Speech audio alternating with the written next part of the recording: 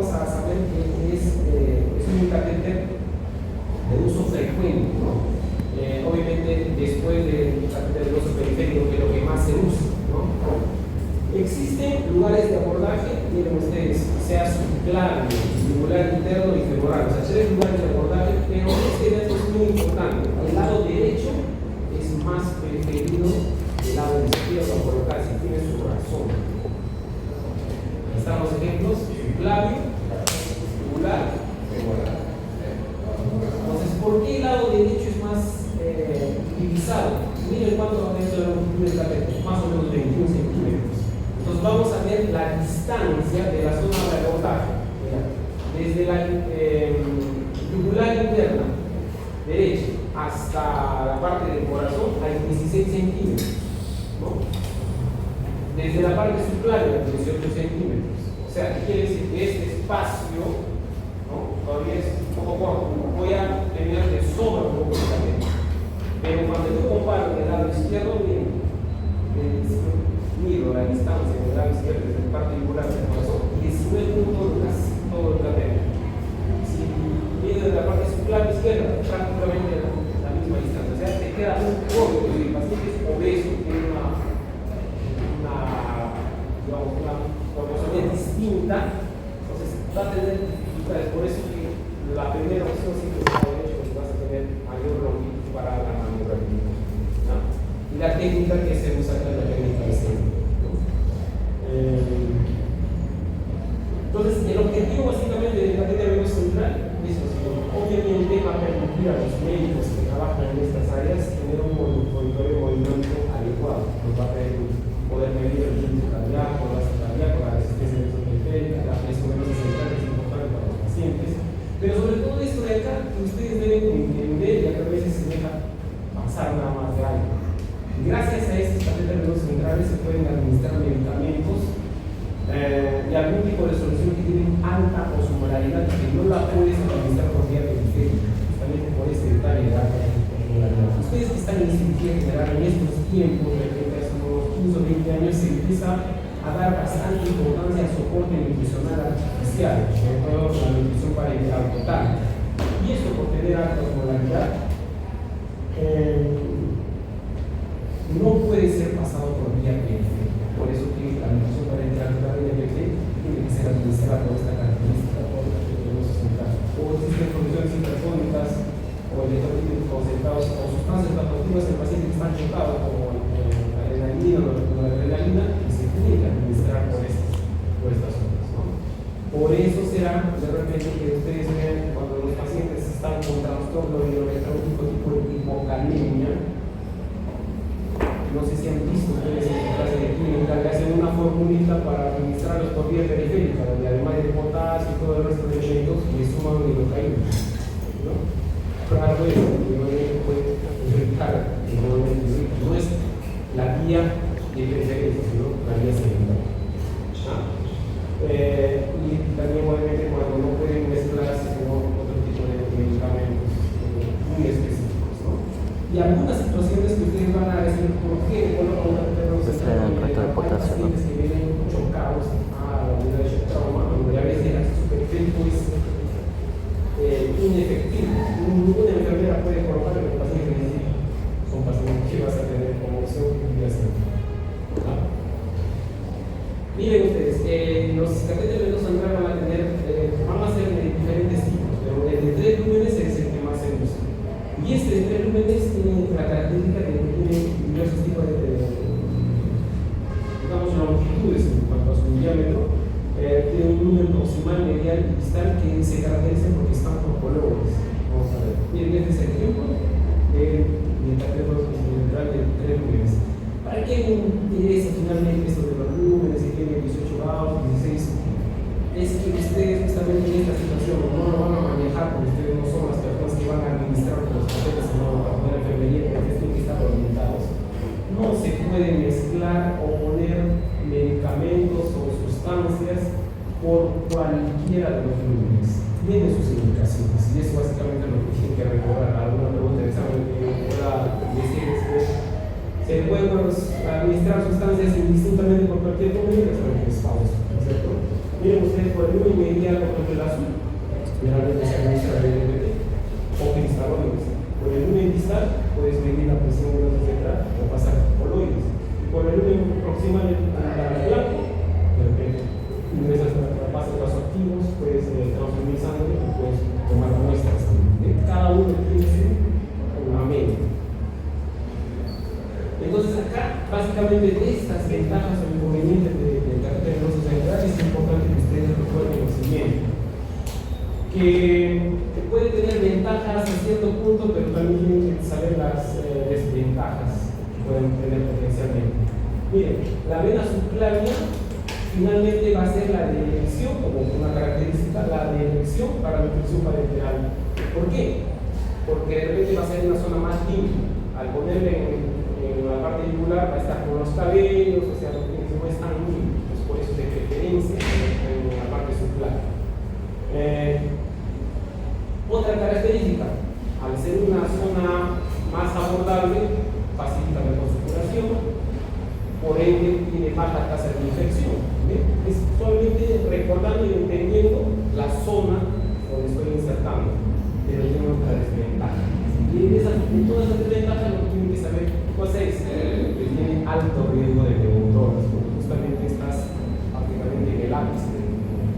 Si no tienes mucho cuidado, o de repente el paciente de por sí tiene una característica física que te hace más riesgoso, como por ejemplo pacientes obesos y se han intentado más de 3 veces la colocación del catéter venoso central, en esos pacientes van a ver ustedes que hay alta probabilidad de tener neumotor.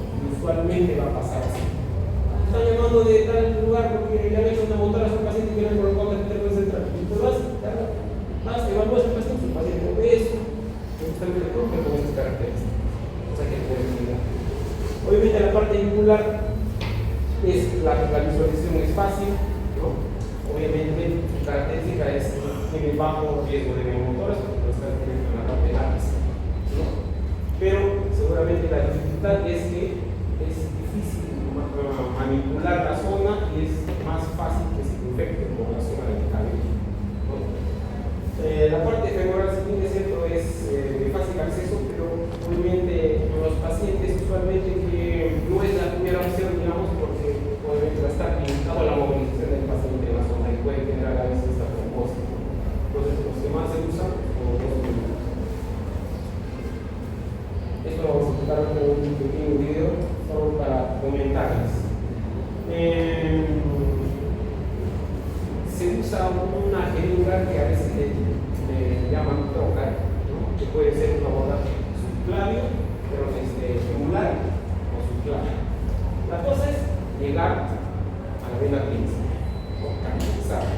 Y a través de eso poner una guía, esa guía metálica nos va a obligar a colocar una línea, más o menos así. ¿Ya? Solo para cerrar esto quiero mostrar que si uno no tiene cuidado en la colocación de este catéter venoso central, puede tener estas situaciones que son importantes tenerlas en cuenta. Las complicaciones inmediatas, obviamente el paciente puede tener arritmia porque el catéter va a llegar a la aurícula derecha y va a generar algún tipo de distorsión, ¿no? Tener mucho cuidado.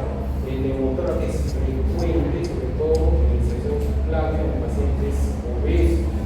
Eso es lo que hay que tener en cuenta. Y la mala posición es muy frecuente también. Todos los pacientes que les colocan catéter venoso central tienen que tomarles ustedes una placa de control. Yo les comento que a veces dejamos pasar esto.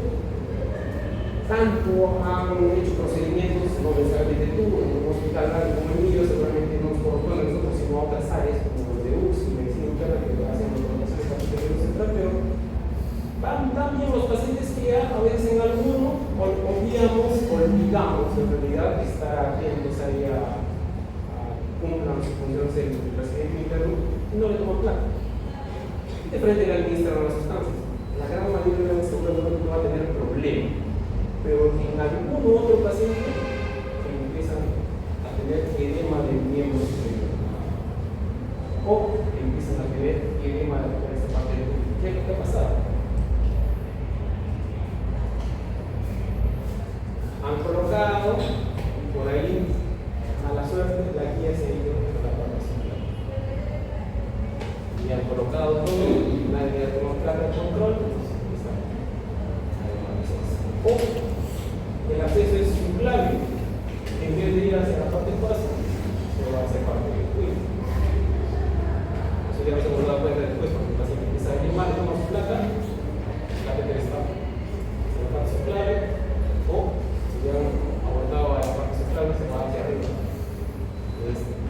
tener mucho cuidado con eso, ¿no?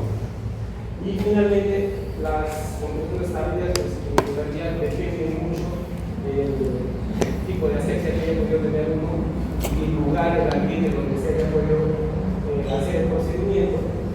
Hay que tener cuidado y potencialmente los pacientes que tienen catéter venoso central por encima de 10 días pueden tener hay que tener mucho cuidado con los pacientes. Solo por eso van a recibir mucho para terapia tal, porque es más o menos largo el tiempo. Los pacientes potencialmente podrían tener ese tipo de cosas.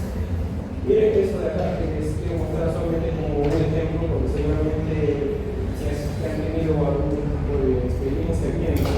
¿Cuáles son los pasos para una colocación? Acá les van a poner un ejemplo de cómo se hace, de cómo hace ese procedimiento, pero en una máquina. Práctico para que ustedes vean realmente en el paciente. ¿Ya es por aquí? Correcta de un catéter venoso del vaso a través de punción. Se procede a la penetración del vaso a través de punción, de preferencia guiado por ultrasonido, ¿no? Con referencias anatómicas. Se obtiene el contenido hepático y posterior a esto se pasa la guía. Empezamos a poner la guía metálica. Se retira la aguja, aunque también tienen un orificio por el cual se puede pasar la guía sin necesidad de desconectar la. Existen en algunos sets de catéter venoso central esta jeringa que se llama jeringa roller, tipo roller, donde la parte tiene un orificio, una cánula interna, donde ya no hay necesidad de desacoplar, sino directamente se introduce por la parte superior de la guía que atraviesa todo eso. Les facilita mejor. Obviamente dependiendo de aguja de la técnica. Y no está la guía. No es momento de pasar ya el catéter venoso central porque si no, no podría pasar. Lo impediría la piel y las mismas capas de la vena. Por lo tanto, hay que dilatar con el dilatador que viene en el kit de colocación de una forma suave. Obviamente aquí es un escenario de simulación. Se dilata.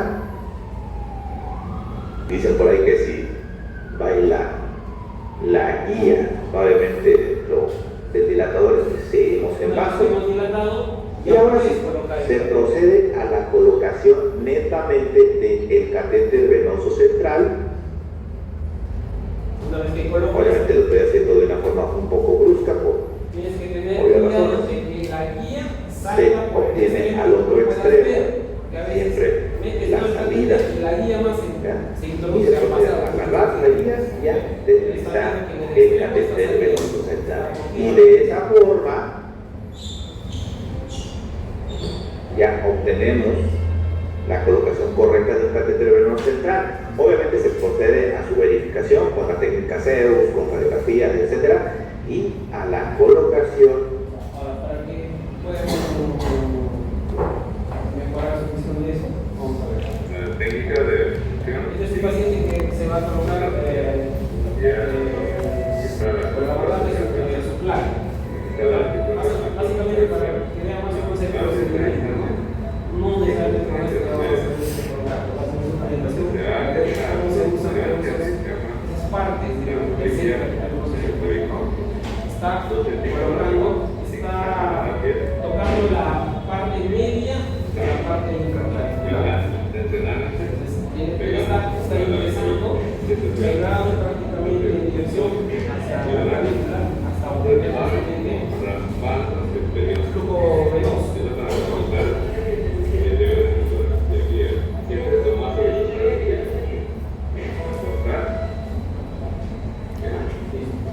Ya no lo mueve, se puede salir. Tienes una deriva roller que va a poder atravesar la guía porque todo no hay necesidad de sacarlo. La guía metálica la va a colocar para que se supone que se ingrese y de manera clara hacia la parte de la corazón. Primero, función arterial. Ahí está colocando la guía metálica. tiene que avanzar así libre. Y una vez que ahí ingresa la línea metálica, va a poder retirar queda la línea sin condición de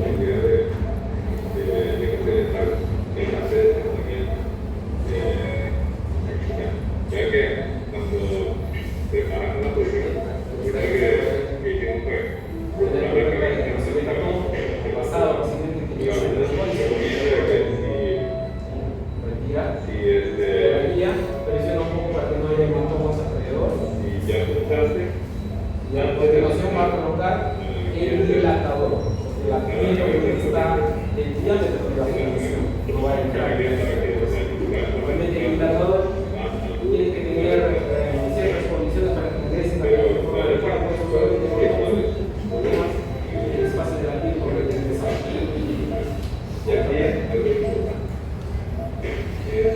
Está intentando el dilatador, teniendo en cuenta que no se escape. aquí se forma un ombligo. Entonces, Miren ustedes sí, cómo él va a empezar a cortar la piel porque está. aquí estamos abriendo la Usualmente es el bisturí, no tiene bisturí, está usando un pincel de agua, un